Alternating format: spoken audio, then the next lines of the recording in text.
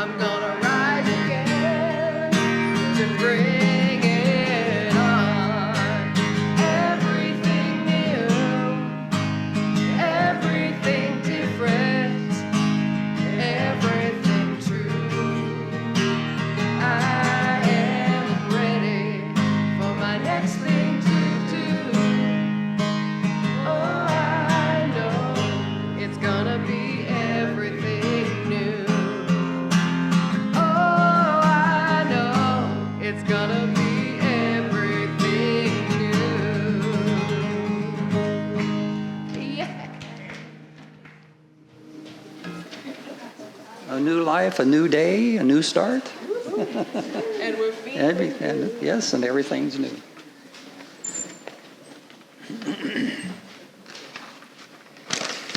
Okay, good morning. My name is Bruce Crack. And I'm your trustee today. How about that? On behalf of Reverend Donna Maurer and the Board of Trustees, I'm privileged to welcome you to the Sonoran Desert Center of Spiritual Living. You have to say that slow. Whoever you are and wherever you are on your spiritual path, here you'll be validated, supported, and encouraged to be the best that you're meant to be. Our vision statement, which I love the best, is love in action every day in every way. It's on the back of your bulletin. Please follow along with me. I believe there is an infinite intelligence operating through the universe. I believe this intelligent power is only good. I believe this intelligence expresses as me. I believe through my conscious use of this power, I create my life as happy, healthy, and complete. And so it is. I'd like to thank the people who made this Sunday celebration possible. First of all, that's everyone in the seat. If it wasn't for you, there'd be no celebration, obviously. And I'd like to thank the people that get the food ready, the music, and record the videos also. That's very important. Okay, so let's direct our attention to the announcements. I'll go through.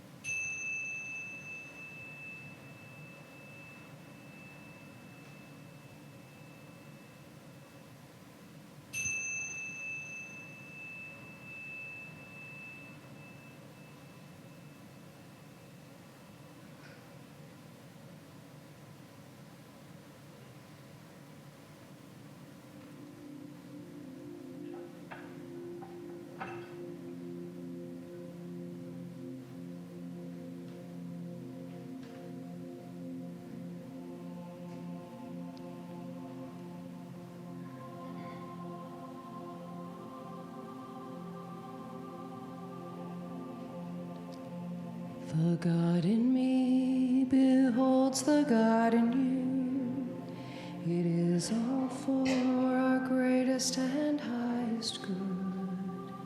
The God in me beholds the God in you. And you and I are one. Namaste.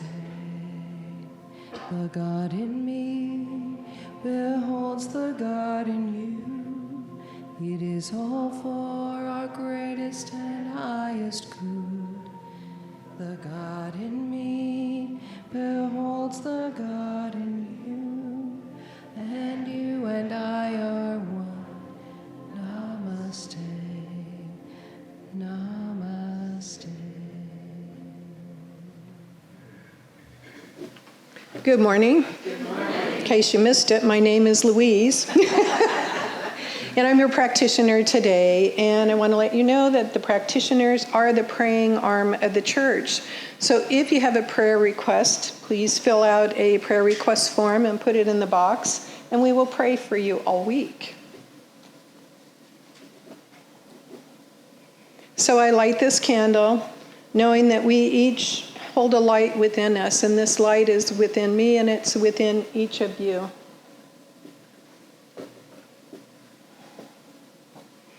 So just get comfortable and just know with me that there is one power, one presence, one life, one mind, one heart, and I call it God. I surrender in this moment and know that all is well, for all is love and peace and joy, and it is my life and the life of each of us. And we are all open wide and available doing the work of the Most High. We are compassion, seeing the face of God wherever we go, doing the work of God, caring, sharing, and loving generously. And I know today's service, because of the caring and the sharing and the love of this community, is unfolding perfectly. It is as it is meant to be. And I know that Reverend Donna's words teach and inspire us. And we anchor this by saying, so it is. So my reading today is called Flow of Consciousness. It's by Raymond Anderson, and it's out of the March 2025 Science of Mind magazine. We often talk about being in the flow and going with the flow, but we don't often talk about the paradoxical awareness that we cannot, in fact, be out of the flow. We say God is all there is. If that is, in fact, what we believe and what we teach, does that not mean everything that has ever been, is now, and ever will be, including you and me, is inextricably not only part of the divine flow, but actually expressions of it? Flow shows up as our entire biological mechanism, our breathing, circulating blood, electrical signals sent through eating, digesting, eliminating, the entire period expressed as a dash between our date of birth and our date of death is an undeniable expression of flow. When we talk about being in the flow and going with the flow, we usually refer to a specific aspect, such as being in the flow of abundance and going with the flow of our intuitive wisdom. We refer to these as life-affirming, what many refer to as positive, because they demonstrate our cooperation with the universe rather than our resistance. The infinite pendulum is ever and always in motion. Change is an ever-present companion whose company many of us rarely welcome. Yet, change is the nature of nature itself, of life itself. And no matter how hard we try to slow it down or prevent it from affecting us, it is now and will forever be present. Even when it is difficult to recognize the movement, the flow is still present. It must be if God is. The well-known and much-beloved Bible passage, Ecclesiastes, chapter 3, verses 1 through 8, offers a clear reference to the flow state coming and going, the ever-moving swing of the pendulum of the universe. And now I read you the remix of these verses by the author Raymond Anderson. For everything a season, and a time for every matter in the consciousness of heaven, a time of birth, a time of death, and a time of life after life, a time to sow and a time to reap, a time to heal and a time to be healed, a time to forgive and a time to be forgiven, a time to break down, a time to build up, a time to dream and a time to act, a time to weep, to mourn, to comfort those who mourn, and a time to laugh, sing, and dance, a time to release what no longer serves and to embrace what does, a time to seek and a time to know, a time to keep and a time to throw away, a time to tear and a time to sow, a time to keep silent and a time to speak, a time to love and a time to be loved, a time for life-affirming conflict which results in peacefulness in the heart, mind, and soul of the individual and collective in the world that works for all. What needs to happen so our teaching emancipates us from the inequities and injustices happening all around us and to us? What needs to happen so we arrive at a consciousness where killing and war are no longer inevitable? Our collective consciousness needs to evolve to such a degree that the current cycles of cause and effect, which result in the hurt and the harm we inflict on one another and the planet, to a place of divine, I'm going to just read that a little differently. So our collective consciousness needs to evolve to such a degree that the current cycles of cause and effect, which result in the hurt and harm we inflict on one another. And what needs to happen is for the planet to evolve to a place of divine flow, where there is free-flowing power and presence of the Spirit. Namaste.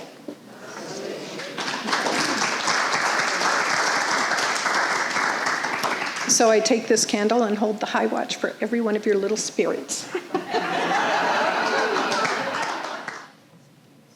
So, to Louise's words, I'd like to add Rumi.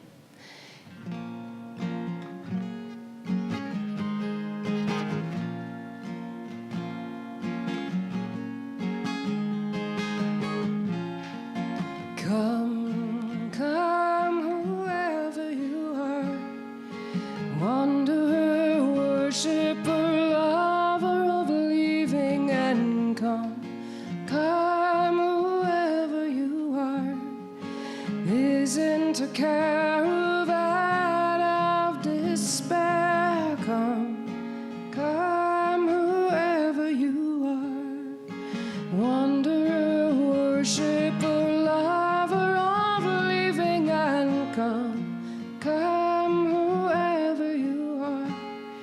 This isn't a caravan of despair, and it doesn't matter if you've broken your vows 1,000 times before, and yet again.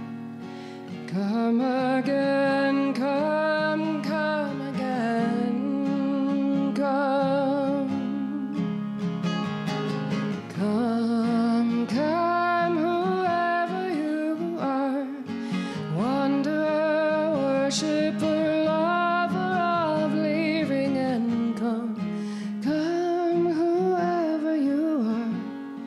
This isn't a caravan of despair. Come, come, whoever you are, wanderer, worshipper, lover of living, and come, come, whoever you are.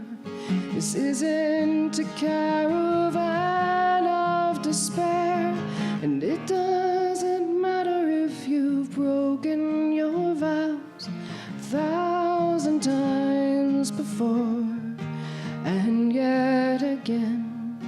Come again, come again, come.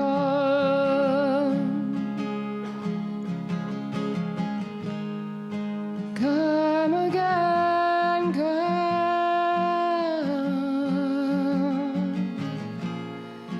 Come again, come.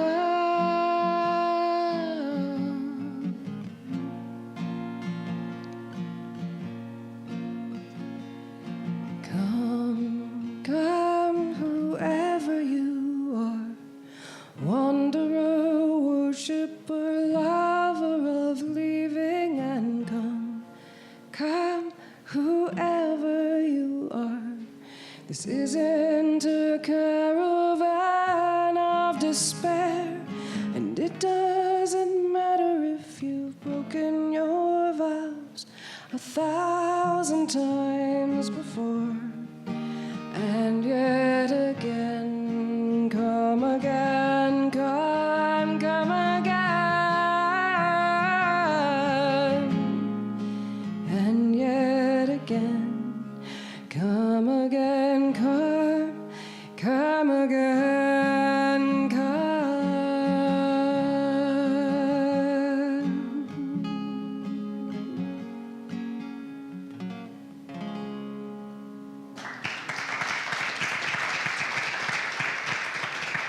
Thank you. Namaste. I love Rumi. I think his words are just pretty fantastic. Well, we're continuing our March theme, which is a deep breath of spring. And today's topic is lessons from the Peonies. A Deep Breath of Spring is the title of the book by Alan Cohen. And the topic is from a story in his book, Rising in Love. And I liked it because my grandmother had a walkway that peony bushes adorned in early May. Pink ones, big pink bushes. And I loved not only the way it looked, but it perfumed the entire walkway into her home. I don't think there's any flower that smells as nice as a peony. And in his book, Alan Cohen says, this is his story, a few weeks ago, someone showed me some amazing flowers called peonies, lovely creations which bud forth in little round hard balls. It was explained to me that by a miracle of nature, the only way these buds can open is by means of certain little ants coming to eat away the outer shell. The flowers you see cannot open by themselves. Their protection must be gnawed away by bugs. Then the most radiant, delicate, and colorful flowers emerge to celebrate the sunshine. Alan's explanation is not completely true because buds can become flowers without the ants. But it is true that ants are drawn to these buds because the buds emit amounts of nectar and other ant attractants, which encourage the ants to help in opening the dense double flower buds found in many peonies. So the ants come to the peony plants just as the buds are ready to open, not before and not after. And regardless of their appearance as unwelcome creatures, they are there to assist the flower to bloom. And once the buds open, the ants disappear. You know, one of the things I really love about Alan Cohen, I have a whole bunch of his books, and he has all these short stories in them, but he draws spiritual lessons from the material world. So from the ant peony bud analogy, Alan had a new appreciation for the gifts that challenges can be in our process of awakening. He says the peonies and ants, gave me a divine perspective on the aspects of my life that bug me. Just imagine, every little bite the world takes out of my ego makes a bit more of an opening for the flower of the soul to emerge. Isn't that cool? That's lesson number 1 from the Peonies. And you know, I think that you and I are here because we want to really lead an authentic life. And it's often our ego that keeps that from happening. Our egos tell us we would be safer if we would just please people rather than honoring our boundaries. Our ego tells us that we aren't good enough, and so we don't reach for something that would have brought us joy. Our ego is filled with judgment and criticism, so we put up shells and barriers that keep us from experiencing unconditional love. So like the bites of the ants, when our ego is threatened, it is an opportunity for us to break down the shell that might be covering our true self. The Course in Miracles says that everything comes from love or a need for love. When we experience the pain caused by our bruised ego, and if we stay open to the lesson, we find the way to love ourselves more. And the more we truly love ourselves, the more authentic we become. And according to Alan Cohen, lesson number 2 from the Peonies, we can't do it by ourselves. He says we really need each other to rub off our rough edges. And if we run away from challenges, we only prevent ourselves from growing. We may think we have escaped pain, but we have only resisted awakening. I like the idea of needing each other to rub off our rough edges. Yeah, it reminds me of the conversation between the rabbit and Skin Horse in the Velveteen Rabbit. "What is real?" asked the rabbit one day when they were lying side by side near the nursery fender before Nana came to tidy the room. "Does it mean having things that buzz inside you and a stick-out handle?" "Real isn't how you are made," said the Skin Horse. "It's a thing that happens to you. When a child really loves you for a long, long time, not just to play with, but really loves you, then you become real." "Does it hurt?" asked the rabbit. "Sometimes," said the Skin Horse, for he was always truthful. "When you are real, you don't mind being hurt." "Does it happen all at once, like being wound up?" he asked, "or bit by bit?" "It doesn't happen all at once," said the Skin Horse. "You become. It takes a long time. That's why it doesn't happen often to people who break easily, or have sharp edges, or who have to be carefully kept. Generally, by the time you are real, most of your hair has been loved off, and your eyes drop out, and you get loose in the joints and very shabby. But these things don't matter at all, because once you are real, you can't be ugly except to people who don't understand." Isn't that the sweetest story? So you and I are here to be mirrors for each other. We are each other's catalysts to grow. So our encounters together, whether loving or not so loving, are all here to promote greater loving on our part. And if we learn our lessons well, if we truly seek to love with all our heart, we will experience the joy of being authentic, of being real. And Alan Cohen says the third gift of the Peonies is a teaching that those monsters, sometimes just big bugs, come to us at exactly the moment we are ready to benefit from the strength we gain by learning to handle them. Yeah, I've heard this statement, you've heard this statement, God never gives us more than we can handle. And while I believe this is true, I also believe that we, as spiritual beings inhabiting a human body, have an inherent resiliency that is part of our spiritual makeup. It does seem that nature will never let us stay in one place for too long. About the time we get too comfortable with our life, something comes along that pushes us to grow. 2 hurricanes brought me here. Yeah, I was pushed. But if we can keep our ego resistance at bay, if we truly believe that no matter what, life is inherently good, then each experience becomes a life lesson that deepens us and our ability to love and to be authentic and to live wholeheartedly. Alan tells another story in the same book, Rising in Love, that can help us see the good in an uncomfortable situation. He says, around 7 a.m., I was sitting in meditation about to dive into a state of joyous bliss. And just at that moment, my ears and my whole body were assaulted by thump, thump, thump, thump, thump, thump, from the other side of the wall where dwelt an energetic 12-year-old boy. Following this rude enunciation came the sounds, another one bites the dust, unk, thump, thump. Another one bites the dust, unk. Another one gone, another one gone. Another one bites the dust, thump, thump, thump, unk.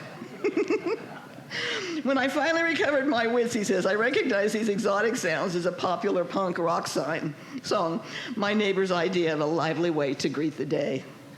Unfortunately, it was not exactly my idea of a pleasant way to wake up, especially in the middle of a sweet, etheric meditation. So my first impulse was to jump up, pound on the wall, and yell to him, turn that racket down. Either that or call the Environmental Protection Agency. But then I remembered one of my teacher, Hilda's, practical lessons on turning every negative into a positive. She recounted that when she was staying in San Francisco, she lived right next to a cable car line that sent loud, motley noises through her window every time one of the streetcars passed her apartment. Realizing that there was nothing that she could do to stop it, she decided to make something pleasant out of it. You know what it reminded me of, kids? She asked as she gathered us into her experience. It sounded just like those nice tinkling oriental bells, the kind I used to hear in Ceylon. So every time that old cable car rattled by, I made believe I was in some quaint oriental village listening to an enchanting concert. That's what I suggest you kids do. Always find some way to turn a challenge into a blessing. All it requires is a bit of imagination.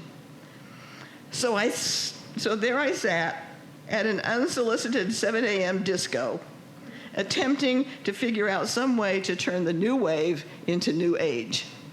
For a while, I sat there feeling agitated and confused, and then I hit on it.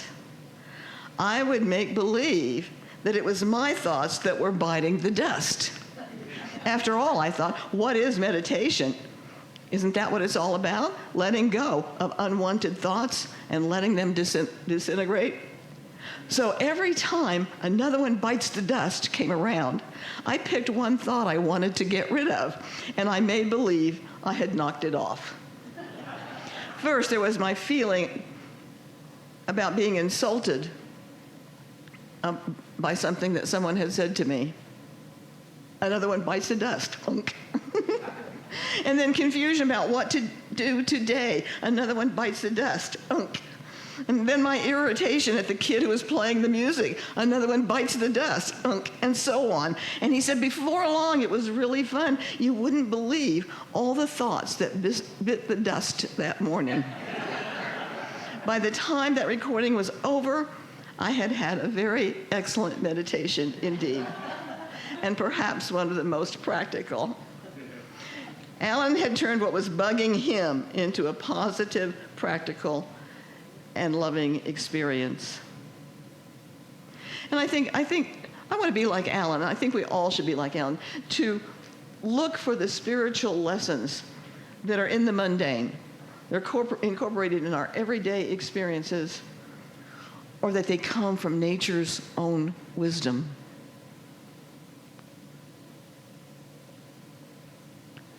So let's remember that, number one, the flower of our soul emerges when the ego's hold over us is released. Number two, we need each other to help rub off those shells that keep us from being real. And three, challenges the big bugs in our lives have within them the potential for a transformation. Powerful lessons from the ants and the peonies. Thank you. Namaste. Here we go. Everybody sing praise. Praise, praise, praise. Praise for the journey of awakening. Everybody sing praise. Praise, praise, praise. Praise for the journey of awakening.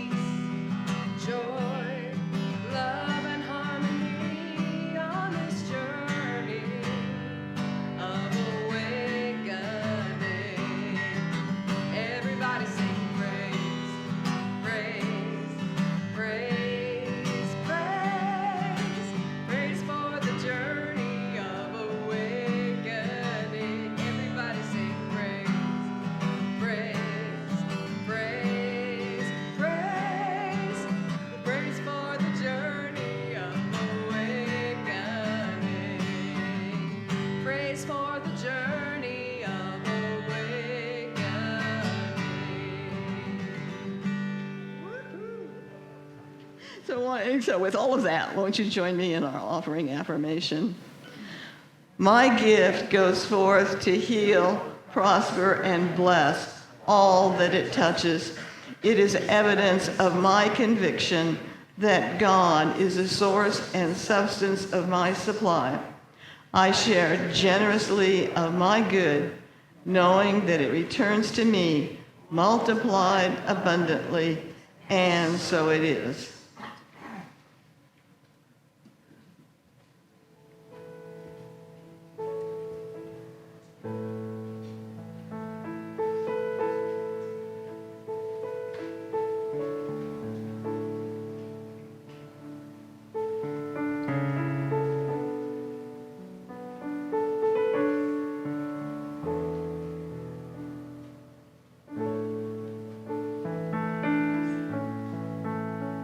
You are the face of God. I hold you in my heart. You are a part of me. You are the face of God. You are the face of God. I hold you in my heart. You are my family. You are the face of God. You are the face of God. I hold you in my heart. You are a part of me. You are the face of God.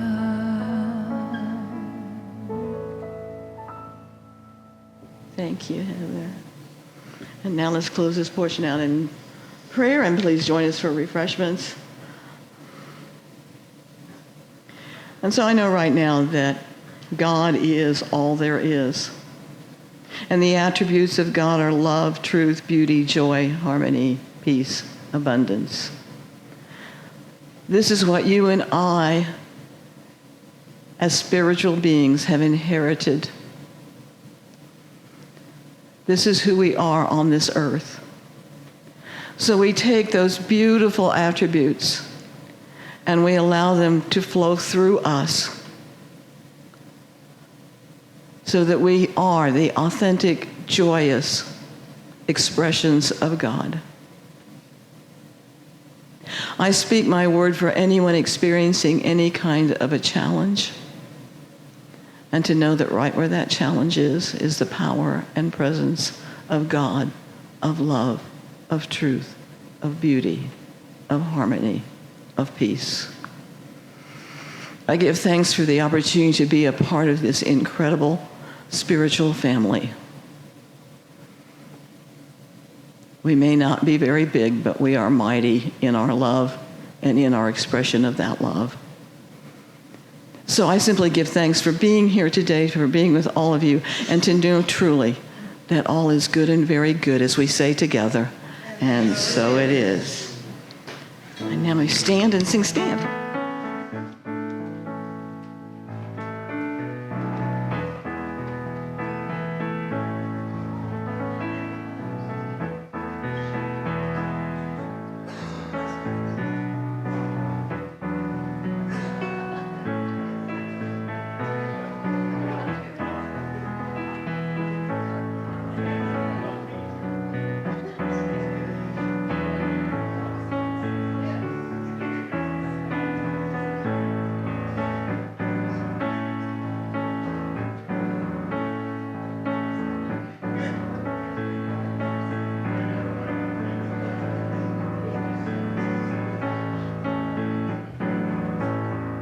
So let there be peace. I am a stand for peace. Let there be love. I am a stand for love. Let there be joy. I am a stand for joy. We are living a new world now. So let there be peace.